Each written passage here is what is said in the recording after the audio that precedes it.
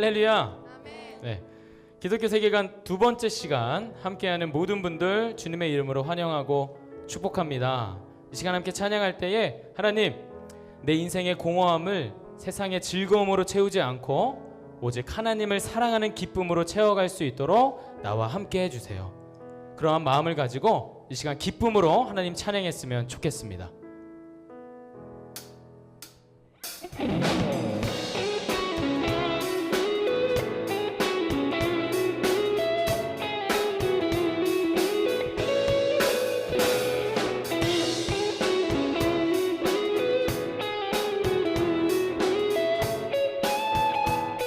함께 고백합니다. 내 마음을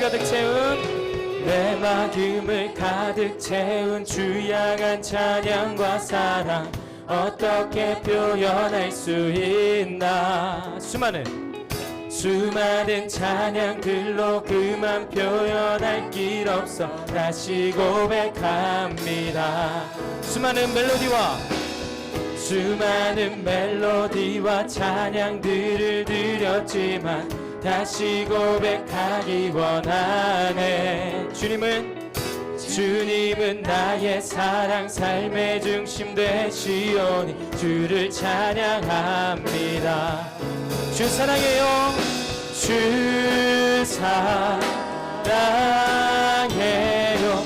온 맘 다하여 말로 다 할 수 없어. 주 사랑해요. 찬양받아 주.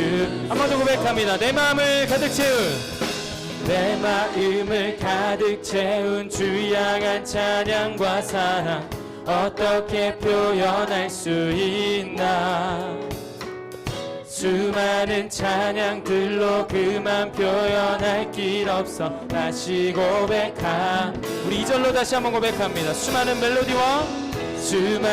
멜로디와 찬양들을 드렸지만 다시 고백하기 원하네. 주님은 나의 사랑, 삶의 중심 되시오니 주를 찬양합니다. 주 사랑해요. 주 사랑해요. 온 맘 다하여 말로 다 할 수 없어. 주 사랑해요. 찬양받아 주. 한 번 더. 주 사랑해요. 주 사랑해요. 온 맘 다하여 말로 다 할 수 없어. 주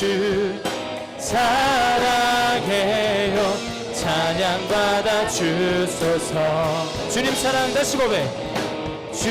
사랑 다시 고백하는 새날 주신 감사해요. 주님 사랑 다시 고백합니다. 주님 사랑 다시 고백하는 찬양 주신 감사해요.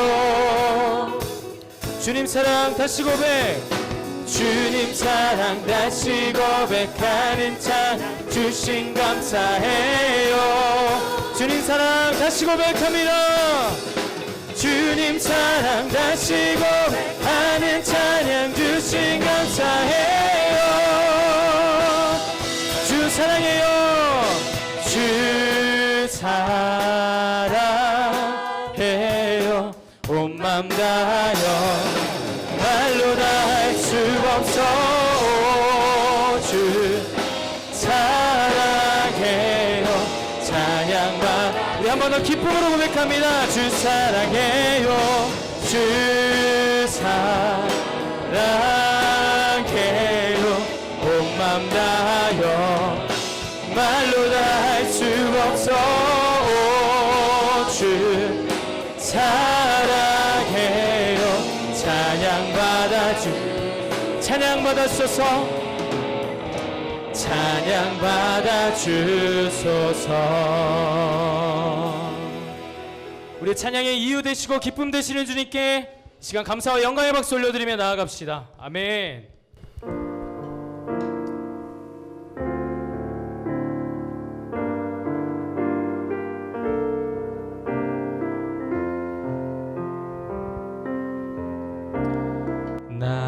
나의 모습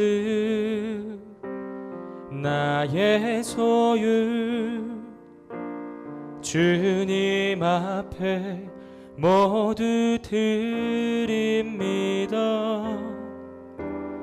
모든 아픔 모든 기쁨 내 모든 눈물 받아주소서.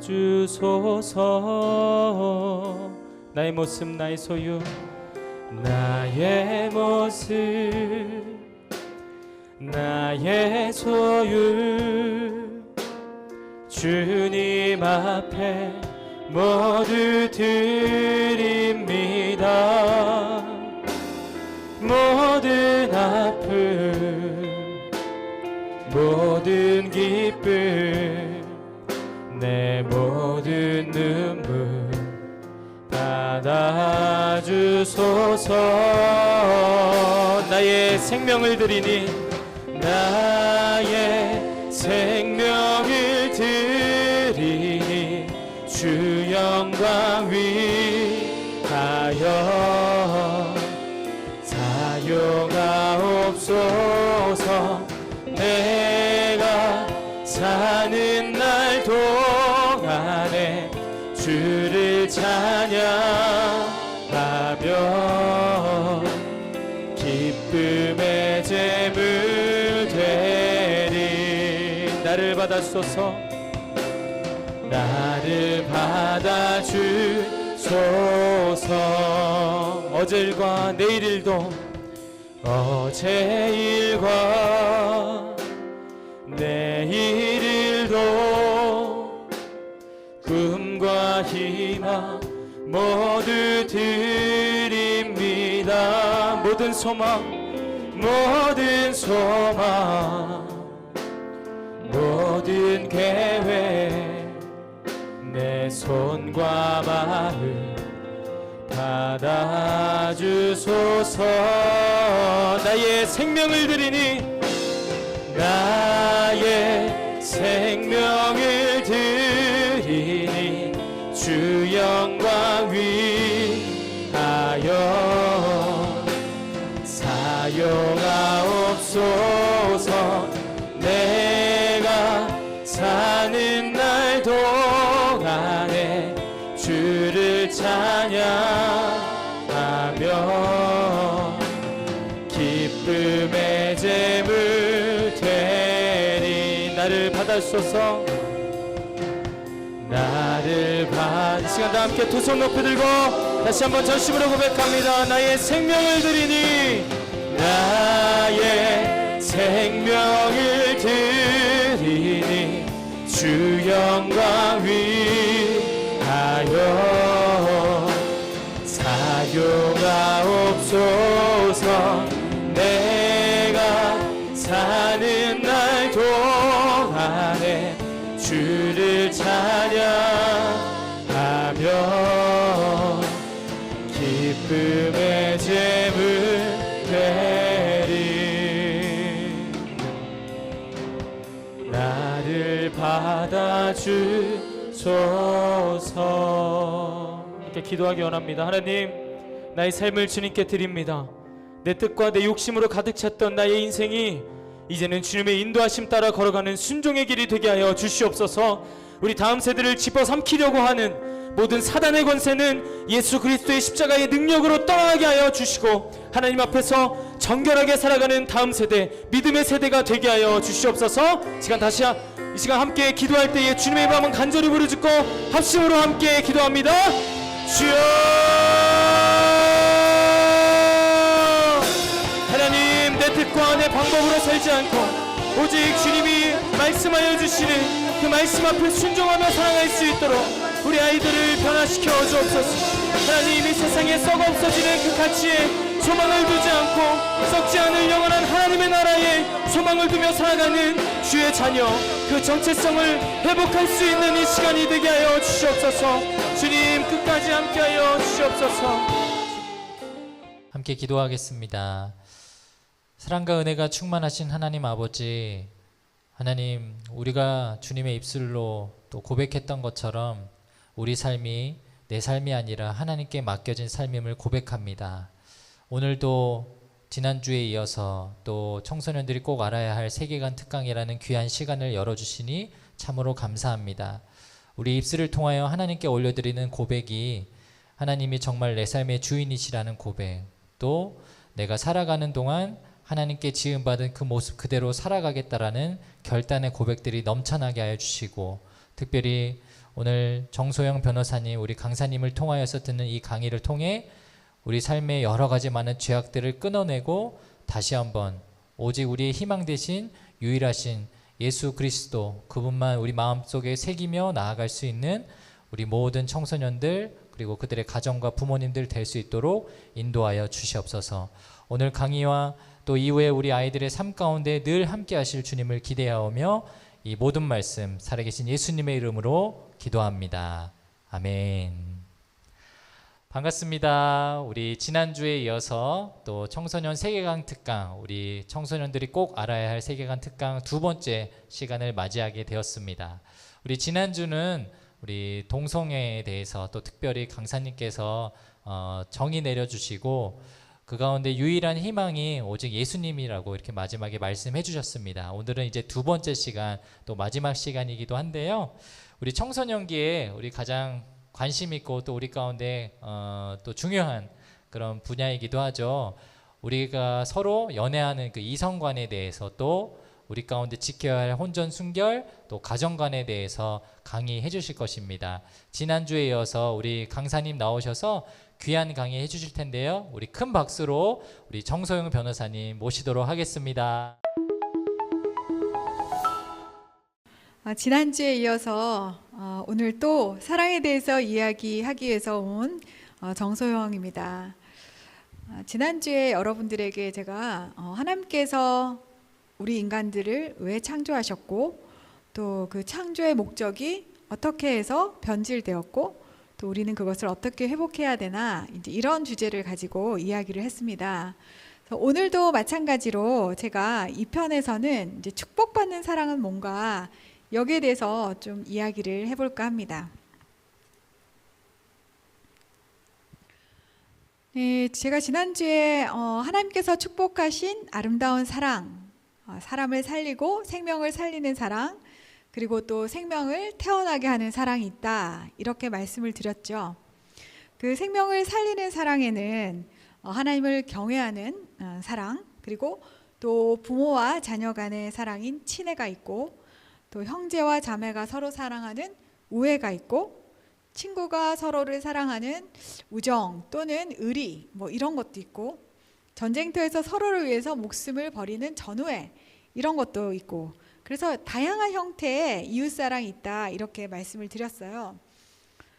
그리고 두 번째로 생명을 태어나게 하는 사랑은 이 세상에 유일하게 딱 한 형태밖에 없는데, 그것은 바로 한 남자와 한 여자가 만나서 서로 사랑하는 것이다 라고 이야기를 했습니다. 지금 그림에서 보일지 모르겠지만 예쁜 신부와 신랑이 이제 함께 결혼식을 하고 있는 모습이죠. 오늘 이 이야기도 지난주처럼 창조와 타락과 구속의 관점에서 그런 틀을 가지고 제가 이야기를 하려고 합니다. 그래서 오늘의 주제는 제가 결혼에 포커스를 좀 두고 그 결혼에 대한 이야기를 한 다음에 결혼하기 전에 하는 우리의 연애, 뭐 이런 것들에 대해서 간단하게 좀 이야기를 해볼까 합니다. 먼저 첫 번째로 결혼은 하나님이 창조하셨다. 제가 그 이야기를 하고 싶습니다. 하나님께서 천지를 다 창조하시고 난 다음에 제일 먼저 만든 뭐 사회제도, 사회의 기본단위, 여러분 사회 시간에 그런 거 배웠죠? 그것이 바로 결혼이고 가정입니다. 자, 하나님께서 이 결혼을 어떻게 의도하셨고 어떻게 창조하셨냐?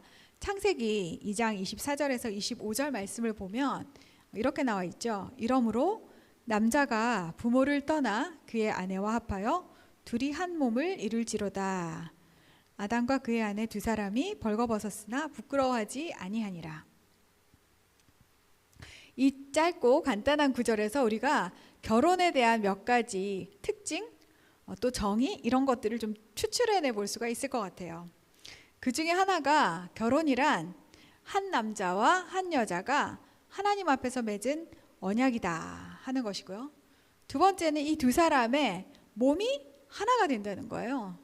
우리가 이렇게 눈으로 보는 엄마 아빠는 몸이 두 사람인데 하나님의 눈에는 니들은 하나야. 이렇게 간주하신다는 거예요. 세 번째는 독립된 가정이 되라. 그래서 남자가 부모를 떠나서 그 아내와 연합해서 가정을 이루잖아요. 그래서 이제부터는 기존의 양가의 부모님들을 떠나서 하나의 독립된 새로운 가정이 형성되는 것, 그것이 이제 결혼이다. 그리고 마지막으로 결혼을 통해서만 새로운 생명이 들어오게 된다. 이렇게 하나님께서 의도를 갖고 결혼이라는 제도를 이제 만들어 주신 거죠. 사람이 혼자서 사는 게 참 보기 안 좋다. 우리 하나님은 사랑하는 것이 굉장히 중요하시고 하나님은 사랑이시라. 본질이 사랑이시기 때문에 우리도 사랑하게끔 이렇게 창조를 하셨습니다. 하나님 왜 결혼을 창조하셨을까? 첫 번째는 하나님과 함께 일하기 위해서 창조했다. 제가 이렇게 했는데요. 그 이유는 이거예요. 여러분 창세기 보면은 하나님께서 세상을 다 창조하시고 난 다음에 인간들을 또 만드시고 인간들에게 이 숨결을 불어넣으시고 너희들이 땅에 충만하고 이 바다와 땅에 있는 모든 생물들 이런 자연을 잘 다스려라. 이렇게 이제 말씀을 하셨잖아요. 근데 그거를 우리가 뭐 정복자로서 물론 정복하란 말도 있지만 그런 의미보다는 하나님께서 맡겨주신 이 자연을 청지기로서 잘 관리해야 된다. 이런 것들을 우리가 문화 사명이라고 받아들이는데 그 일을 함께 하기 위해서 이 세상을 다스리고 운영하는데 하나님과 함께 하기 위해서 하나님께서 이제 결혼이라는 제도를 만드시고 이 함께 일하려면 사람들이 많이 생겨야 되잖아요. 일단 그래서 결혼을 통해서 생명을 주시기로 이렇게 하신 거라고 저는 이제 생각을 합니다. 하나님이 말씀으로 천지를 창조하시고 하나님이 또 흙으로 사람을 빚으셔서 얼마든지 생명을 창조하실 수 있는 분이세요. 사람을 얼마든지 만들 수 있는데 왜 이런 결혼이라는 제도를 통해서 사람들을 통해서 생명이 나오게끔 이렇게 하셨을까? 그것은 하나님의 창조 사역과 또 이 하나님이 세상을 움직이시는 이 여러 가지 섭리 가운데 인간이 일방적으로 다스림을 받는 것이 아니라 함께 하기 위해서 하나님께서 결혼이라는 제도를 만드셨구나라고 이제 저는 이해를 합니다. 두 번째는 하나님의 영광을 위해서 하나님이 결혼을 창조하셨는데 제가 지난번에도 강조했듯이 우리는 사랑을 받기 위해서도 태어났지만 사랑을 주고 사랑을 하기 위해서 태어난 사람이에요. 그래서 하나님께서 인간들을 그냥 이렇게 뿔뿔이 모래알처럼 흩어놓으면 사랑을 잘 안 할 것 같으니 둘을 묶어 놓으신 거죠. 사랑을 잘 해봐 이렇게. 그런데 이렇게 결혼을 통해서 사랑을 하게 되면 두 가지 이익이 있습니다. 하나는 하나님과 우리의 관계를 참 잘 이해할 수 있게 돼요. 결혼을 하면은 아이가 태어나서 부모와 자녀가 되잖아요. 그러면은 부모가 된 사람은 자녀 때문에 되게 속상할 때가 많아요. 그러면 생각해 보는 거죠. 하나님 아버지가 나 때문에 정말 속상하셨겠다 이렇게 생각할 수 있는 거죠. 그래서 우리의 결혼 관계 속에서 나타나는 여러 가지 양상을 통해서 하나님을 좀 더 좀 이해하고 또 사랑하고 알아들일 수 있는 그런 기회가 더 생기게 되는 거죠. 또 두 번째는 사람과 사람 간에도 마찬가지예요. 우리가 세상 속에서 사람을 만나면 직장도 그렇고 뭐 학교도 그렇고 뭐 일정 시간이 지나서 보기 싫으면 안 봐도 돼요. 그죠? 말하기 싫으면 말 안 해도 돼. 근데 결혼을 해가지고 딱 묶어 넣어서 한 몸이 돼버리면 말하기 싫어도 말해야 될 때가 있고 정말 참기 싫어도 참아야 될 때가 있고 정말 그 어려움이 많아요. 근데 그런 어려움들을 우리가 겪어보고 그것을 넘어서 보고 하면서 우리의 성품이 점점 좀 다듬어지죠. 그래서 우리가 좀 더 넓게 사랑하고 깊게 사랑하고 또 좀 더 하나님을 닮는 거룩한 이 모습으로 이렇게 변하기 때문에 하나님께서 훈련 도장으로 결혼을 만들었다. 아주 빡센 그런 훈련 도장이라고 저는 생각을 합니다. 어디서 우리가 이런 이야기를 듣고 하겠어요. 저만 해도 세상에 나가면 다들 막 변호사님 하면서 다들 존중해 주지만 집에 있는 저희 아이들은 저를 그렇게 생각 안 하죠. 근데 그런데 제가 그 아이들을 좀 참아줘야 되고 그 아이들도 저의 어떤 민낯 같은 모습들을 또 참아주고 견뎌줍니다. 이런 것들을 통해서 우리가 굉장히 서로가 훈련이 되는 것이 바로 결혼이라는 것이죠. 그런데 이렇게 하나님이 좋은 의도로 아주 완벽하게 창조한 이 결혼도 결국 타락을 맞이하면서 위태로운 그런 위기를 맞게 됩니다. 제가 아까 지난번에 말씀드린 것처럼 그 선악과가 가져온 그 관계의 깨어짐 때문에 결혼 역시 영향을 받게 되죠. 자, 부부관계는 서로 숨김이 없고 부끄러워하지 않는 관계였어요. 처음에 아담과 이브는 다 벌거벗고 있었는데 서로 전혀 부끄러운 게 없었어요. 그런데 이 선악과 사건으로 관계가 깨어지면서 뭔가 숨기고 가리는 게 생기기 시작했어요.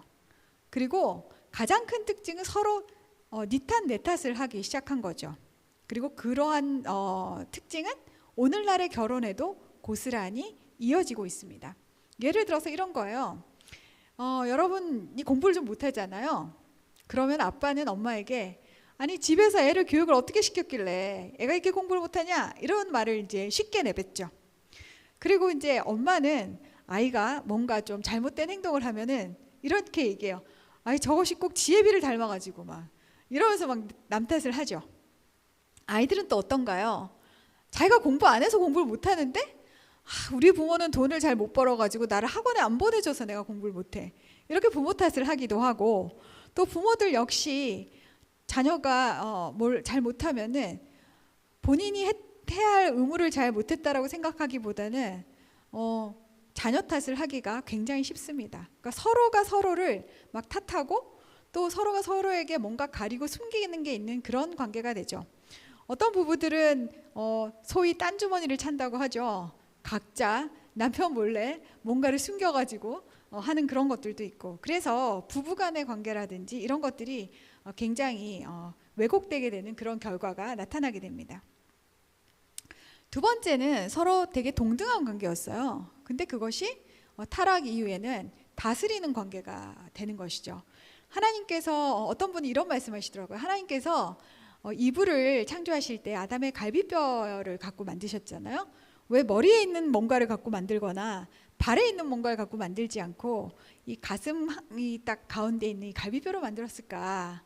여자가 남자 위에 이렇게 머리 꼭대기에 앉아가지고 남자를 조절하거나 통제하거나 그렇게도 해서도 안 되고 또 발에서 나온 것처럼 남자가 여자를 마구 밟거나 그렇게 해서도 안 되고 정말 따뜻한 가슴으로 보듬고 가장 가까이 심장 가까이에서 서로 사랑하라고 하는 그런 게 아닌가 이런 얘기를 하시더라고요. 그래서 하나님 앞에서는 모든 사람들이 하나님의 이미지로 평등하게 창조가 됐기 때문에 누가 더 높고 누가 더 낮고 이런 게 없어요. 역할이 다를 뿐이지.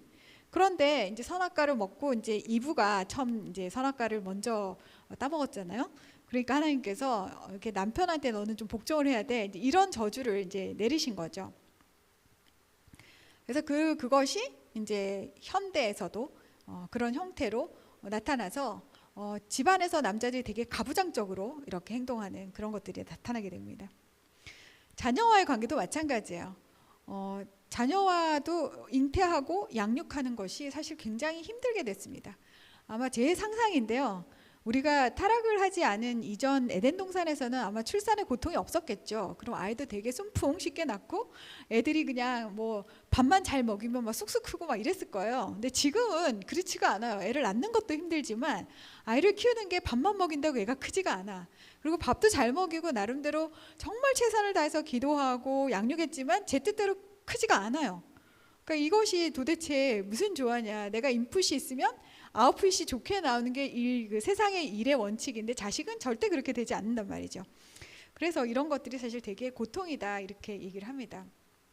제가 오늘 아침에 그 어떤 프로를 봤는데 지금 코로나 때문에 여러 사람들이 경제적으로 굉장히 어려워서 대학로에서 연극하시는 분들이 알바로 뭐 일용직 노동도 하시고 그렇게 이제 생계를 이어가셔요. 근데 이제 그 여배우들은 그런 걸 할 수가 없으니까 모여가지고 무슨 얘기를 하냐면 무슨 알바를 할까, 뭐 편의점 알바를 할까, 뭐 이런 얘기를 하는데 그 중에 한 분이 나는 그래도 애보는 것보단 일하는 게 좋아. 이렇게 얘기하는데 모두 다 막 하하하 하면서 맞아 막 이렇게 얘기하더라고요. 그래서 진짜 여성들에게 육아란 정말 힘든 거구나. 왜 우리는 저걸 꼭 힘들게만 받아들여야 할까? 자, 그런 생각을 한 적이 있습니다. 어쨌든 이 결혼으로 정말 멋지고 아름답고 정말 축복만 가득하고 행복해야 할 것만 같은 이 결혼이 타락 이후에는 제가 방금 말씀드린 그 여러 가지 문제점들을 다 안고 이제 진행이 되게 되어 있죠. 물론 원형이 다 없어지진 않아요. 늘 하나님이 지으신 원형이 남아 있는데 그 중에 일부가 망가지고 비틀어지고 뭐 이렇게 된 거죠. 그러다 보니 세상은 결혼해서 우리에게 막 거짓말을 해대기 시작합니다. 그 대표적인 거짓말들이 몇 개 있는데요. 첫 번째가 원래 결혼은 하나님 앞에서 한 남자와 한 여자가 하는 언약이다. 이렇게 이제 저희는 알고 하나님 그렇게 말씀하셨는데 이것을 세상은 두 사람 간의 계약이야 이렇게 얘기를 해요. 이 차이가 뭐냐면요. 언약은 한 사람이 보통 언약 말고 계약부터 하죠. 계약을 서로 두 사람이 맺잖아요. 근데 한 사람이 계약의 의무를 이행하지 않으면 계약이 파기가 돼요. 그럼 나머지 남아있는 사람은 자기 의무를 이행하지 않아도 돼요. 그래, 네가 계약을 깼어? 그럼 나도 그냥 안 해. 이게 가능한 게 계약이고요. 그럼 뭐 손해배상을 청구하거나 그러겠죠. 근데 언약은 내가 계약을 한 사람이 계약을 깼어요. 의무를 이행하지 않아. 근데 여전히 나는 그 의무를 해야 돼요. 나한테 주어진 의무는. 그러니까 이게 참 어려운 거죠. 비록 상대방이 날 배신해도 내가 배신을 하면 안 돼. 그것도 하나님 앞에서 한 거기 때문에 할 수가 없어. 그러니까 이게 결혼이 굉장히 단단하게 맺어져 있는데 이제 이 세상은 야 그냥 계약이야. 남편의 의무를 제대로 안 해? 그럼 아내 계약 깨버려. 그냥 나가버려. 뭐 이렇게 되는 거죠. 게다가 제가 지난주에 말씀드린 것처럼 원래는 한 남자와 한 여자가 이렇게 언약을 하는 거였는데 이제 그냥 아무나 두 사람이면 되는 거예요. 그래서 그게 남자도 되고 여자도 되고 뭐 심지어 네덜란드 이런 데서는 사람하고 동물도 되고 막 이렇게 지금 하거든요. 그래서 이게 하나님이 정말 오리지널리 디자인한 그것에서 세상은 지금 이렇게 우리에게 속삭이고 있는 것이죠. 두 번째는 하나님은 결혼은 말이지 너희들이 몸이 하나가 되는 거야 이렇게 말씀하셨거든요. 너희들이 따로따로 걸어 다니는 것 같지만 내 눈에 너희는 하나야 이제 이렇게 말씀하셨는데 세상은 결혼해도 너희는 다 딴 몸이야 이렇게 말을 하는 거예요. 그러니까 분리가 가능한 거예요. 한 몸이 만약에 분리가 되려면 이게 칼로 쭉 짜게야 되겠죠. 그럼 피가 철철 나고 얼마나 고통스럽겠어요. 근데 그냥 두 사람이면 얼마든지 그냥 같이 있다 그냥 분리가 가능한 거예요. 그래서 이혼도 괜찮고 또 뭐 간음도 괜찮고 뭐 이런 거예요. 근데 여러분 한번 상상해 보세요. 어떤 두 사람이 샴쌍둥이라고 생각해봐요. 머리는 두 개인데 몸이 하나예요. 근데 이 한 몸이 돼서 막 같이 맨날 돌아다니고 있는데 다른 어떤 사람이 끼어들어와요. 그래서 같이 또 한 몸이 되겠대요. 그러면 한 몸에 머리가 세 개 달린 이상한 존재가 되지 않겠어요? 그러니까 하나님이 보시는 결혼과 인간의 눈으로 보는 결혼은 정말 너무너무 다른 거죠. 그러니까 사실 순결이 굉장히 중요해요. 하나님은 결혼을 굉장히 신중하게 해야 된다고 하고 몸이 하나가 되기 때문에 이 몸이 아무하고나 섞이면 안 돼. 일생에 딱 한 명하고만 섞여야 되는 거예요. 그래서 순결을 엄청나게 강조하셨는데 지금은 그냥 이 사람 저 사람 살아보고 괜찮으면 맞는 사람 아무나 나중에 같이 그냥 계약해가지고 살면 되지. 이렇게 하니까 그냥 그 형식적인 결혼 이런 거 말고 그냥 동거하지 뭐. 그러다가 마음 안 맞으면 다른 사람이랑 하지 뭐. 이렇게 되는 거죠.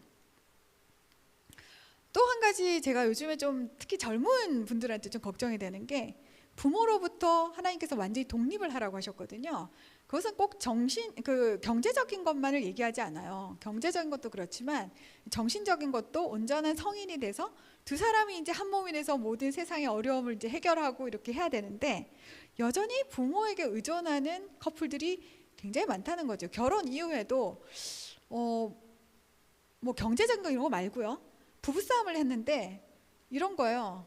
나 그냥 우리 집 갈래. 뭐 이런 거 있잖아요. 우리 엄마한테 일러줄 거야.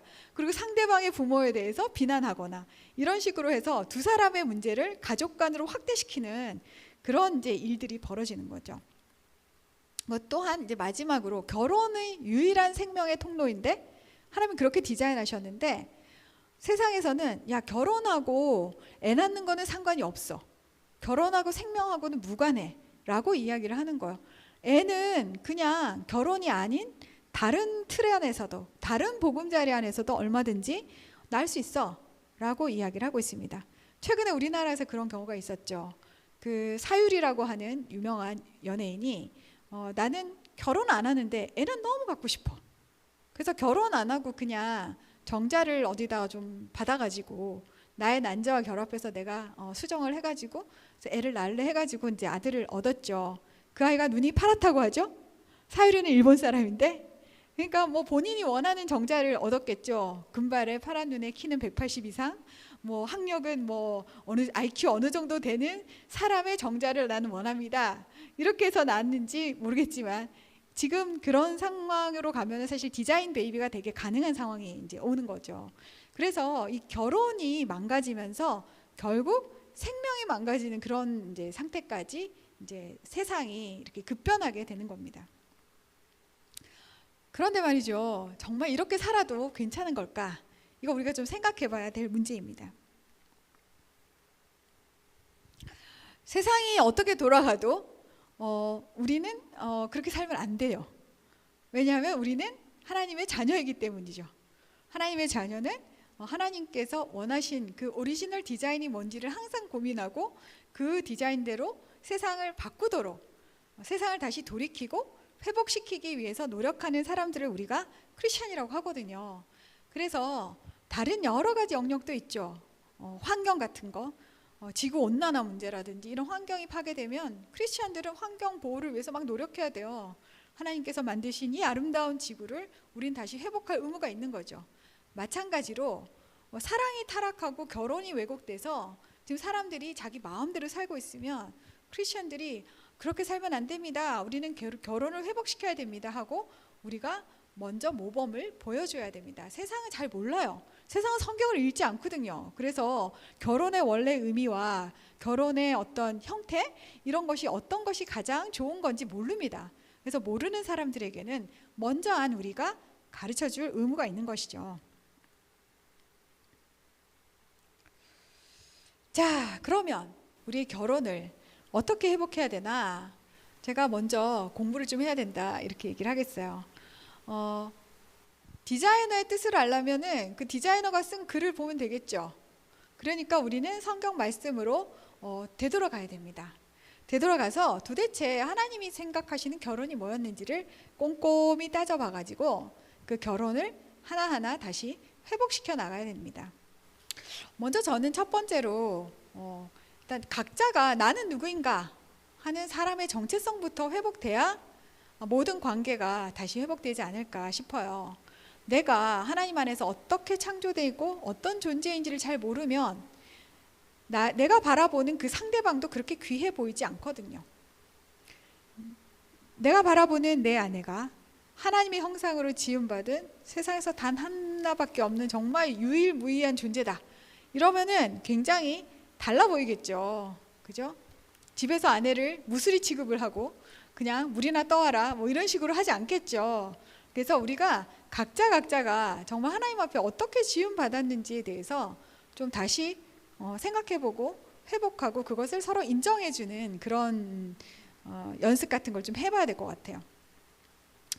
두 번째는 우리가 관계를 회복해야 되는데 하나님께서 우리 보고 하나님을 사랑하고 이웃을 사랑하라고 했는데 하나님은 제가 어떻게 사랑하는지 뭐 기도도 하고 교회도 다니고 뭐 하겠죠. 예배도 드리고. 근데 이웃 사랑할 때 이웃이 누구냐? 이걸 좀 잘 생각해 봐야 돼요. 그래서 저는 이웃을 정의하기를 나 빼고 다예요.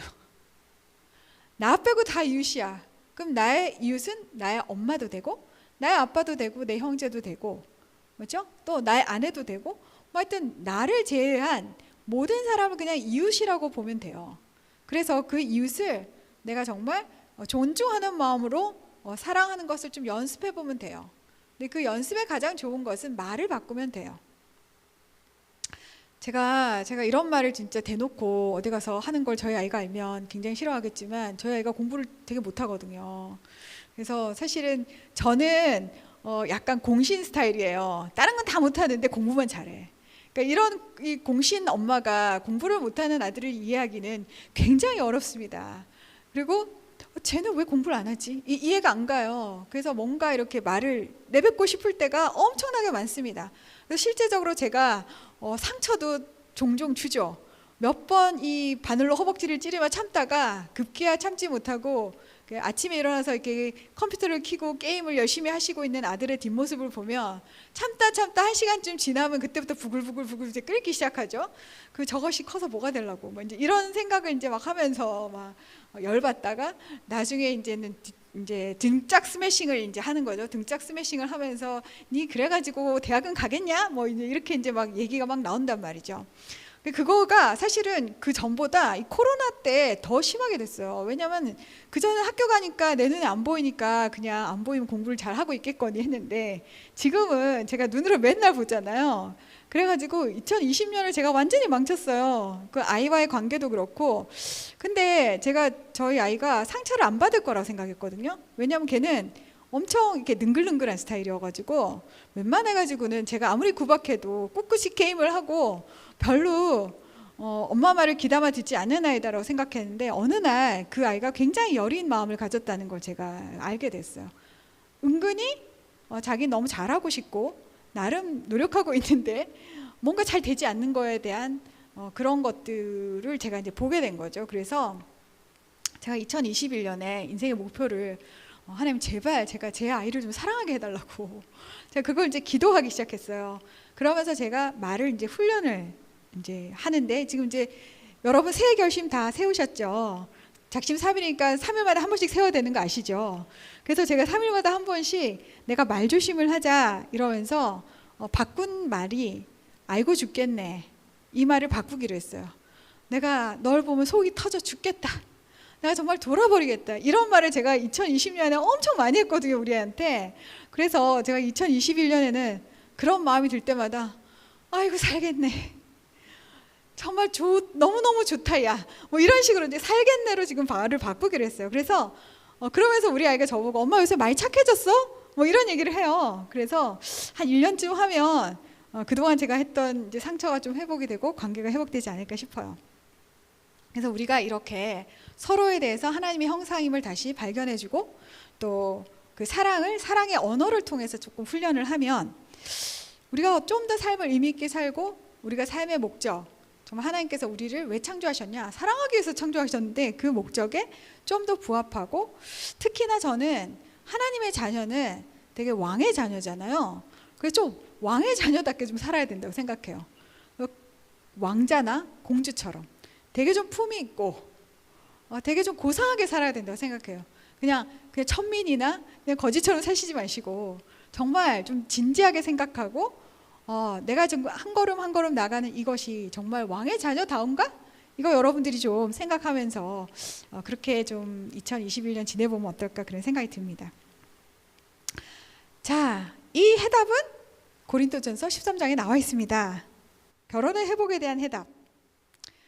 여러분 고린도전서 13장에 보면 사랑에 대한 정의가 막 나와 있는데 그 사랑에 대한 정의는 참 실천하기가 어렵다고 지난 시간에 제가 분명히 이야기를 했습니다. 그러나 그럼에도 불구하고 우리가 그 사랑을 향해서 나아가야 되는 것이죠. 그게 사실 결혼을 준비하는 사람들의 마음 자세이기도 합니다. 그런데 지금 청소년기에 그럼 우리는 어떡하냐 이제 이렇게 되는 거죠. 제가 제 아이가 아들만 둘인데 저 아이들을 다 남자 고등학교에 보냈어요. 이유는 뭐냐? 연애를 못하게 하기 위해서였습니다. 연애를 하면 정신이 사납고 공부를 안 할 거라는 그런 생각을 제가 했기 때문에 연애를 원천 차단하기 위해서 제가 남녀공학을 피해서 이사를 가서 남자 학교를 이제 보낸 것이죠. 그래서 저희 아이들은 불만이 많습니다. 자기들은 한 번도 미팅을 해보지 못했다. 그런 얘기도 하고 불만이 많은데 사실 제가 이제 청소년들한테 이야기를 할 때 그래요. 뭐 누군가 좋아하는 거는 나쁜 마음이 아니죠. 좋아하는 건 좋은 마음이에요. 그리고 그 좋은 마음을 좀 예의를 갖추어서 표현하는 것도 좋고 또 상대방의 감정과 생각을 배려하는 거 되게 좋고 더 좋은 것은 사실 서로 성장할 수 있으면 굉장히 좋아요. 제가 어떤 얘기를 들었냐면 제 친구 아들이 있는데 엄마가 아무리 이제 우유를 먹어라, 우유를 먹으면 키가 큰다 라고 이야기를 해도 우유가 입에 맞지 않는다며 먹지 않았답니다, 이 아들이. 그런데 어느 날 이 아이가 좋아하는 여자친구가 쓱 지나가면서 난 키 큰 남자가 좋던데 이렇게 한마디를 한 거예요. 그 다음부터 이 아이는 열심히 우유를 먹기 시작했습니다. 그래서 어떻게 보면 아주 발전적으로 서로가 서로를 격려할 수 있겠죠. 공부도 뭐 같이 하면서 모르는 것도 가르쳐주고 뭐 이렇게 할 수 있을 것 같아요. 그런데 제가 청소년기에 굉장히 주의해야 된다는 것은 스킨십이에요. 스킨십을 어디까지 할 거냐, 뭐 이거 되게 많은데 저는 하지 말라 그럽니다. 청소년기에는 스킨십은 대학 가서 하세요. 사랑은 마음으로만 하세요. 플라토닉 러브만 하세요. 아시겠습니까? 왜냐하면 그것이 결혼이 몸과 관련된 것이기 때문에 그래요. 결혼이 제가 아주 중요한 것이 결혼의 개념 중에 한 몸이 된다는 거가 있거든요. 그래서 그 한 몸이 되어가는 그 과정 가운데 성인이 돼서 연애를 하면 뭐 손도 잡고 뭐 허그도 하고 뽀뽀도 하고 하겠죠. 그러나 결혼의 문을 넘기 전까지는 결코 이제 성관계를 할 수가 없어요. 왜냐하면 그 관계를 하는 것은 한 사람 한 몸이 되는 관계이기 때문에. 그래서 어른이 돼서 자신의 감정을 좀 조절할 수 있는 사람도 저는 스킨십에 대해서는 대단히 신중하게 접근을 해야 된다고 생각을 합니다. 왜냐?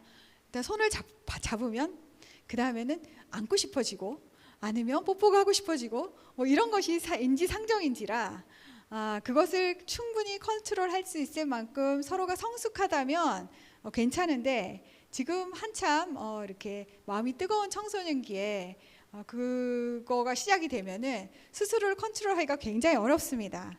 그래서 스킨십은 저는 하지 말아라. 그냥 마음에 좋아하는 친구가 있으면 선물도 사주고 쪽지도 적어주고 다 좋아요. 같이 공부도 하고. 근데 그러나 좀 아시죠? 무슨 말인지? 그런 거 좀 기다렸다가 나중에 고등학교를 졸업하고 성인이 되시면 하시면 좋겠습니다. 제가 이 한 몸이 되는 걸 굉장히 강조하기 때문에 순결은 사실은 미래의 결혼을 위해서 가장 중요한 준비 중에 하나입니다. 순결은 단순히 내가 누구랑 뭐 결혼 전에는 절대 뭐 같이 안 잘 거야 뭐 이런 차원이 아니고요. 사람의 어떤 영과 혼과 육을 깨끗하고 건강하게 준비한다는 의미가 있습니다. 그렇기 때문에 미래에 내가 가장 사랑하고 평생을 함께하는 하나님 앞에서 언약할 그 사람을 위해서 지금 현재 나의 어떤 욕구나 나의 어떤 원함을 좀 자제하고 나를 좀 더 건강하게 만들고 육체적으로나 정신적으로나 영적으로나 건강하고 또 깨끗하게 가꾸고 관리하는 것이 굉장히 중요하기 때문에 저는 청소년기는 누구를 좋아해도 그것을 마음으로 좋아하고 그 표현도 되게 제한적으로 해야 한다. 왜냐? 지금은 연애나 그런 것보다는 사실 더 아름다운 우정을 갖고 할 시간이죠.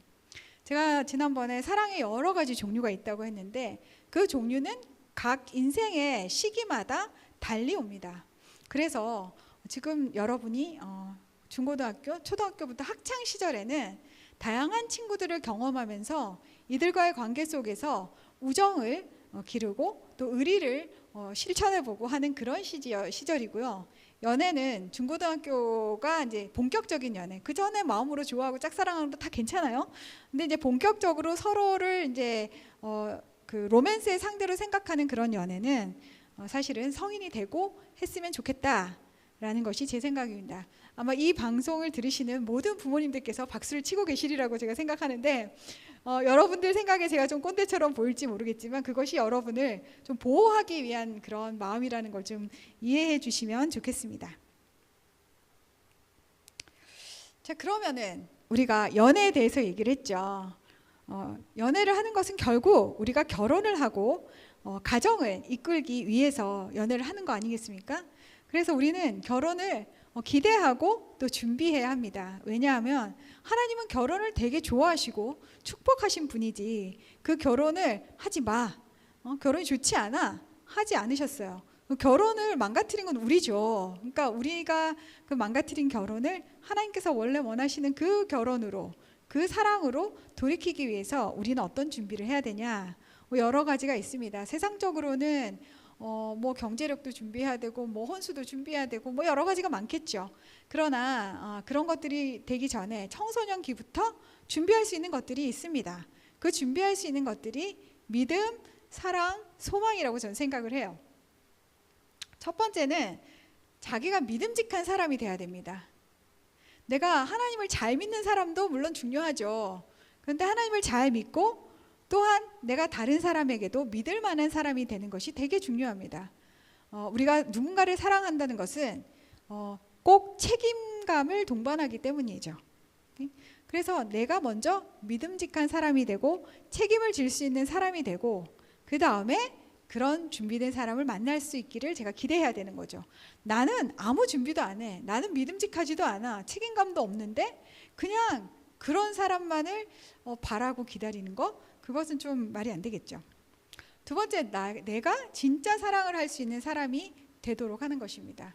나의 인격이 아직 미숙해서 예수님 말씀하신 것처럼 누구를 잘 용서하지도 못하고 누구를 좀 기다려주지도 못하고 성격도 온유하지도 않아요. 삑하면은 막 신경질 내고 짜증내고 그러는 나의 인격으로 내가 사랑을 할 수 있을까? 만약 돌이켜보고 내가 아직 준비가 안 되었다 하면은 지금 내 주변의 이웃들, 부모님, 형제들, 또 교회 친구들 이런 사람들과의 관계성 속에서 사랑을 자꾸 연습해 보는 거예요.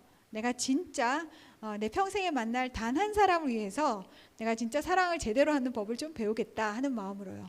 그래서 내가 정말 사랑을 잘 할 수 있는 사람이 되고 또 그런 준비가 된 사람을 만날 수 있도록 하는 것이죠.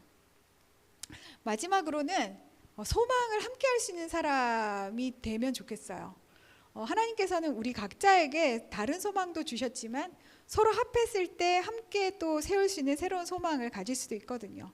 그래서 내가 나의 소망도 있지만 다른 사람의 소망도 내가 함께 발맞추어 줄 수 있는 그런 마음이 넓은 사람으로 좀 준비가 되고 또 그런 사람을 만날 수 있도록 우리가 하나님 앞에 기도도 하고 또 나 스스로도 다스리고 기대하면서 그렇게 결혼을 좀 준비하고 연애를 할 때도 먼저 내가 좀 더 성숙하고 책임감 있는 사람이 되어가는 과정이라고 생각하고 정해진 어떤 테두리 안에서 그렇게 연애를 하면서 하면 지금 사진에서 보시는 것처럼 나중에 여러분이 커서 진짜 사랑을 할 수 있는 그런 믿음과 사랑과 소망의 사람을 만났을 때 알아보겠죠. 알아보고 결혼하고 또 아름다운 가정을 만들 수 있을 거라고 저는 생각합니다. 여기까지 제가 강의를 결혼에 대한 강의 했는데 모르겠어요. 요즘에 하도 비혼주의가 많아가지고 과연 결혼을 해야 되나 말아야 되나 결혼하고 싶은데 할 사람이 없고 또 결혼하고 싶은데 능력도 없고 뭐 이러신 분들이 되게 많은 것 같아요. 그래서 제가 참 마음이 좀 아픕니다. 그래서 결혼을 막 하라고 할 수도 없고 옛날엔 저는 되게 결혼을 막 하라고 그랬는데 요즘에 너무 상황이 어려우니까 결혼 막 하라고도 말도 잘 못하겠어요. 그렇지만 그럼에도 불구하고 하나님께서 마음을 주신다면 각자의 은사대로 잘 준비해 나가는 것 좋을 것 같고요. 또 독신의 은사도 있어요. 솔직히 말을 하자면 바울 같은 분은 일상적이진 않지만 어떤 위기의 순간에는 하나님께서 특별한 은사를 주셔서 또 독신으로 주님을 사랑하게끔 이렇게 하는 경우도 있다. 이렇게 하니까 자기가 뭐 어떤 경우에 해당될지 모르겠지만 기도하면서 한번 찾아보는 것도 좋을 것 같고요. 그 다음에 이제 결혼에 대해 제가 마지막으로 이 결혼이 얼마나 중요한 건지 예수님께서 제일 첫 번째 기적을 베푸신 곳이 바로 가나의 혼인잔치였어요. 하나님 진짜 결혼을 좋아하시나 봐요. 그래서 기적도 일본 기적은 결혼식장에서 했다는 거 아니겠습니까? 그리고 예수님께서 그 결혼식 장면을 통해서 내가 너희를 얼마나 사랑하고 너희는 나의 신부이고 내가 좀 있으면 데리러 올게. 이스라엘의 결혼 풍습이 그렇다죠. 약혼을 하고 한 1년쯤 신랑이 멀리 가 있대요. 그 집을 다 준비한 다음에 어느 날 갑자기 신부를 데리러 오는 그런 게 이스라엘의 풍습이라고 합니다. 그래서 하나님께서 결혼을 통해서 우리에게 단순히 어떤 가정생활 뭐 그런 것도 계시를 하시겠지만 그것보다 더 한 차원 높은 그런 하나님 아버지의 사랑과 계획을 결혼을 통해서 계시하고 있기 때문에 우리가 정말 기대하면서 우리의 결혼을 준비해가면 좋지 않을까 그런 생각이 듭니다. 지금까지 저의 이 강의를 잘 들어주신 여러분 너무너무 고맙고, 이 강의가 여러분이 앞으로 살아가는 인생길에 참 좋은 영향력을 미칠 수 있기를 기대합니다. 감사합니다. 네, 오늘 이 시간 우리 강의 들었던 것을 생각하면서 같이 한번 기도하는 시간 가졌으면 좋겠습니다. 지난주와 이번 주 두 주간의 시간을 통해서 우리 가정에 대해서 또 혼전 순결에 대해서 여러 가지를 배웠는데요. 특별히 오늘 들은 강의를 통해서 이런 마음이 듭니다. 하나님께서 한 남자와 한 여자를 통해서 태초에 지어주신 가정이라는 공동체, 저와 여러분에게 허락되신 우리 부모님과 함께하는 이 가정을 우리가 소중히 하고 주님 앞에 거룩하게 준비되어야겠다라는 생각이 듭니다. 로마서 8장에 보면 이런 말씀이 있습니다. 육신을 따르는 자는 육신의 일을, 영을 따르는 자는 영의 일을 생각하나니 육신의 생각은 사망이요 영의 생각은 생명과 평안이니라. 그렇습니다, 여러분. 이 시간 함께 결단하며 주님 앞에 기도하며 나아갔으면 좋겠는데요. 하나님, 우리가 그동안 두 주간의 강의를 통해서 이 세상에 너무나도 흐트러져 있는 더러운 죄악들을 들었습니다. 마음에 찔리기도 하고 부담스럽기도 하고 어려운 일이기도 하지만 이 기회를 통해서 우리의 입술로 다시 한번 결단하길 소원하오니 하나님, 우리가 거룩하게 준비되게 하여 주시옵소서. 하나님께서 처음 지어주신 거룩했던 남자와 여자의 모습 그대로, 태초에 지어주신 거룩한 가정의 모습 그대로 우리들이 주님 닮은 모습으로 살아가게 하여 주시옵소서. 끝까지 주님 앞에 거룩함으로 준비되어질 수 있는 우리의 청소년들, 우리의 가정 될 수 있게 해달라고 우리 시간 다 함께 기도하겠습니다. 살아계신 하나님 아버지, 그렇습니다. 하나님, 주님께서 말씀하신 대로 아버지 주님 뜻 가운데 우리가 기억하며 나아갈 수 있는 주의 백성들 되게 하여 주시옵소서. 하나님, 그리하여서 주님께서 세우신 대로 우리가 나아갈 수 있도록 주님 말씀하신 대로 받으러 나갈 수 있도록 주여 주여 함께하여 주시옵소서. 하나님, 주님께서 보여주시는 주님께서 말씀하시는 귀한 은혜들이 우리 가운데 있길 소원합니다. 하나님, 그러나 그것보다 앞서서 아버지 하나님, 다른 어떤 것들보다 아버지 하나님 주님 앞에서 세우시고 부르시는 아버지 하나님 세우시고 인도하여 주시옵소서. 모든 더러움의 죄악들로부터 구별된 거룩한 자녀들 되게 넣으시고 하나님, 그 어떤 것보다 온전히 주님께서 채우시는 주님께서 채우시옵고 하나님 말씀하신 대로 주님께서 도와주시옵소서. 아버지 주님께서 채우시는 은혜가 있게 하여 주시옵소서. 하나님께서 도우시는 은혜가 있게 하여 주시옵소서. 주님 앞에 거룩함으로 구별된 주의 자녀들에게 소원합니다. 하나님, 모든 죄악들로부터 끊어낼 수 있는 믿음을 허락하여 주셔서 하나님께서 채우시고 주여 역사하여 주시고 함께하여 주시고 부끄러워 주시옵소서. 아버지께서 도우시고 함께하여 주시옵소서. 주 앞에 거룩함으로 무장하는 죄인들을 되게 하여 주시옵소서. 한 번 더 기도할 때에는 우리 가정이 말씀으로 세워지도록, 예배로 세워지도록, 기도로 세워지도록 기도했으면 좋겠습니다. 교회에서 이렇게 좋은 기회에 강의를 열어주시지만 이것 외에도 여러분 가정의 삶의 자리에서 매일매일 말씀이 끊이지 않고 찬양이 끊이지 않고 기도가 끊이지 않는 가정이 되기를 축복합니다. 이 시간 기도할 때 하나님, 우리가 무엇으로 우리 행실을 깨끗게 할 수 있습니까? 오직 여호와의 말씀 한 가지뿐입니다. 우리가 기도할 때에 하나님, 내 자녀들이, 내 자신이 하나님의 말씀으로 매일매일 거룩함을 덧입는 저의 자녀들 되게 하여 주시옵소서. 찬양과 기도로, 예배로 주님 앞에 더욱더 우리의 자아들이 깨어지며 부서지며 하나님 주인 된 인생을 살아갈 수 있는 우리의 자녀들이 되게 하여 주시옵소서. 그리하여서 우리 가정 가운데 예배가 끊이지 않는 가정, 말씀이 끊이지 않는 가정, 기도가 끊이지 않는 가정이 되게 하여 주시옵소서. 우리 가정을 위해서, 우리 자녀를 위해서 우리 이 시간 다시 한번 기도하며 나가겠습니다. 오 주님, 그렇습니다. 하나 우리 가정 가운데 말씀과 찬양과 기도가 끊이지 않길 소원합니다. 아버지 하나님, 우리 예배 가운데 주님과 역사들을 보게 하여 주옵소서. 하나님께서 주님께서 도우시고 주님 붙들으시는 은혜가 있게 하여 주옵소서. 이 세상 모든 나의 더러운 것들을 다 끊어내고 온전히 주님 말씀하신 기도가 될 수 있도록 하여 주옵소서. 도와주옵소서. 아버지께 우리에게 우리가 도우시고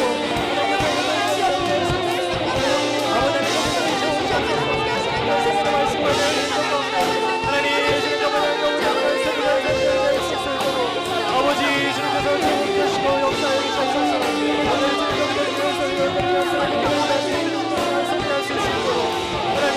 주님께서 주옵소서.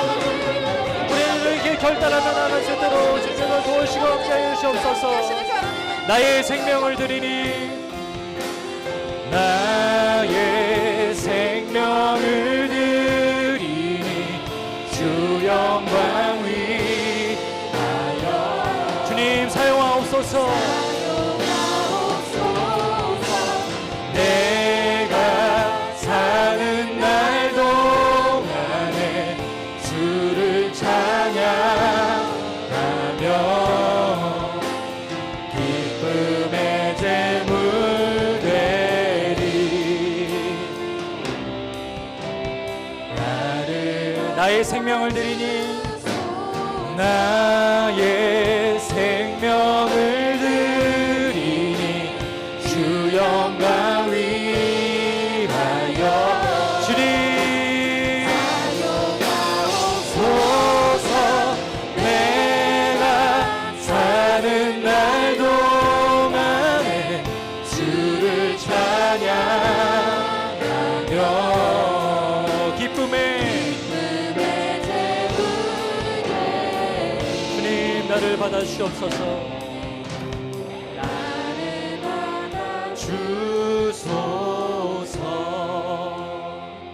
하나님 그렇습니다. 이 어려운 세대 가운데 놓여있는 우리의 자녀들을 주님 기억하여 주시옵소서. 주변에 스마트폰만 키면 컴퓨터만 키면 쏟아져 나오는 이 더러운 모든 유혹들을 끊어낼 수 있도록 주님 역사하여 주시옵소서. 육신의 일로 생각하지 아니하고 영의 일로 묵상하며 자라나는 주의 자녀들 되게 하여 주시옵소서. 그래 하나님 말씀하신 거룩하신 하나님의 창조 때 지어주셨던 그 거룩한 모습으로 남자와 여자로서 가정으로서 살아갈 수 있는 주의 백성들로 주님 변화시켜 주시옵소서. 이 일들이 우리 지구촌교회에서 우리 청소년 지구에서 우리 가정에서부터 시작되어서 하나님 이 땅 가운데 다시 한번 부흥을 주시고 거룩함을 통하여 하나님의 역사들이 일어날 수 있도록 주님께서 함께하여 주시는 놀라운 일들을 보게 하여 주시옵소서.